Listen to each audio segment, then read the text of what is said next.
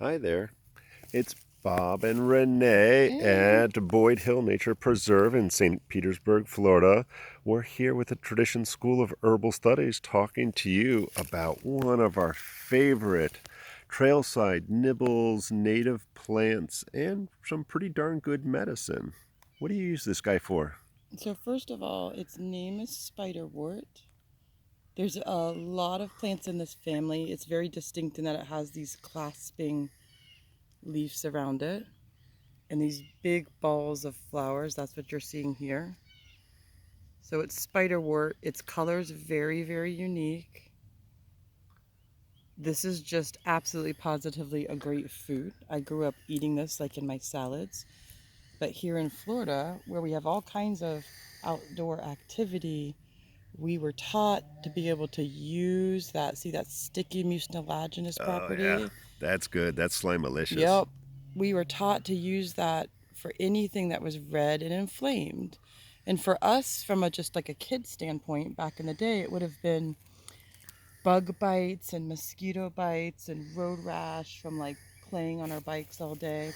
But we also would eat it and it would keep us cool. It's just like salad.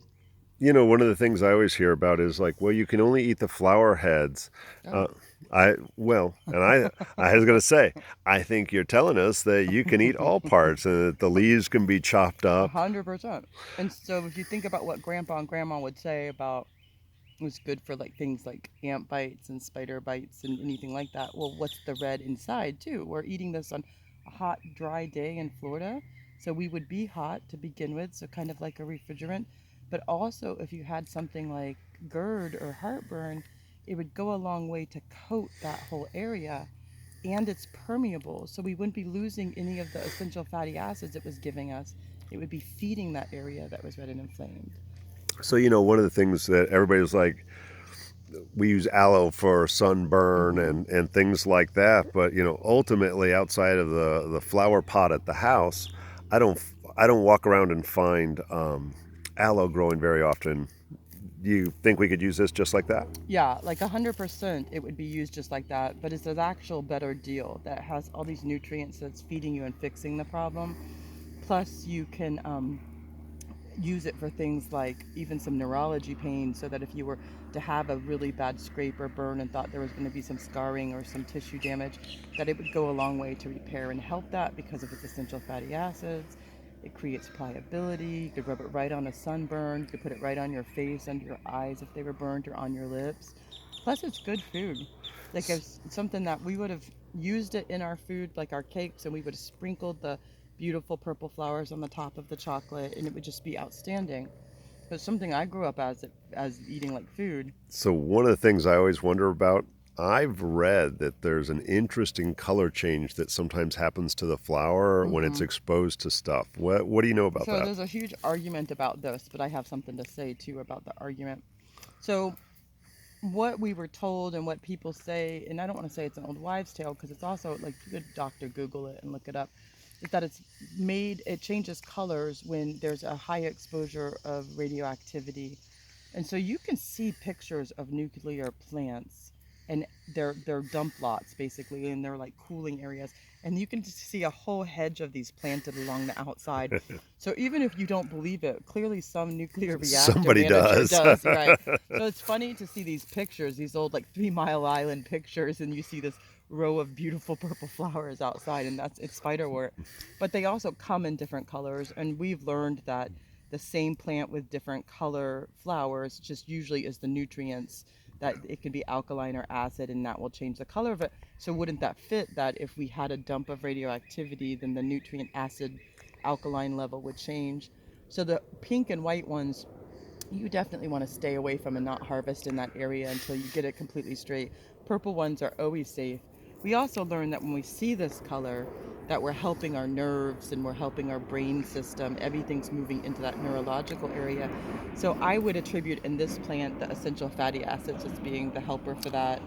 So that's another aspect you kind of mentioned. So the blue purple kind of colors, what is that? Because I think we don't read a lot about this plant being used as some sort of a nervine or nervous Mm-mm. system or restorative like that. Why do you say that this one, because of the flower color, does that? There's several things to say about that. By the way, look at how gooey that Oh, is. I know Oh, that's it's disgusting. I love it. Like, look at slimy, slimy. ew, I've gross. eaten almost the whole thing, as you guys can see. Plant's not. Yeah, yeah. So look. I'm eating it. So if we're not supposed to be eating it, my whole family's doomed. So what I was saying was, from a Celtic standpoint, especially from a lure in like telling like a mythology about it, that the very first plants to pop their head out of the snow after the long dark winter and to shed light on the new beginning are all purples and blues and that indigo color, and they're made to get your brain sharp and acting again after the sleep and the rest time.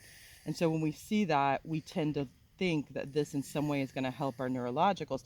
Now, I can tell you the good old boys that raised me did not think in that term at all. But since Bob and I are both clinical and we know the constituents that are in here, really those essential fatties are what help keep our myelin sheath strong. They're what helps to drive everything, like we teach in our classes, to guide the places, to drive up and to have good corridors and not to have dried out nerves or dried out connective tissue. And so that's one of the things. The essential fatty acids in this plant are one of the things that we can attribute to that.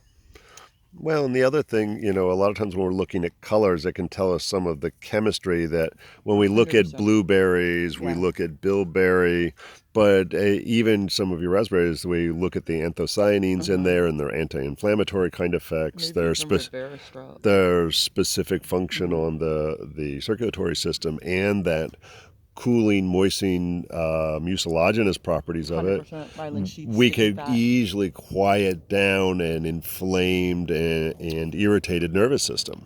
I say I use my hand always to show. Oops, Oh, it's sorry. okay. No, it's okay. To show like the nerves and the axon and the synapses connecting together.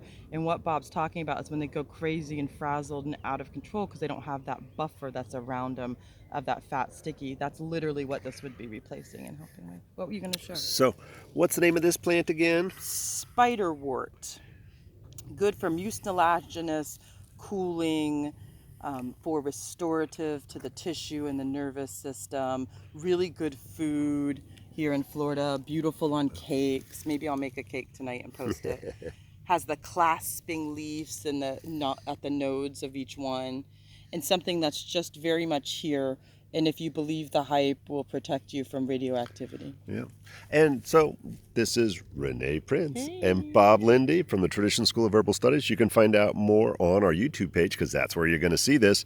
But you can also go to traditionsherbschool.com or the clinical practice for me and a number of our other practitioners here at acuherbals.com. And we have both Western and Chinese herbal medicine classes as well as spiritual classes here in St. Petersburg, Florida. So hopefully you can join us for a class in person or online live someday soon. Say hi Bye. to Spiderwort. Bye, Spiderwort. Snacks so Bye bound. bye.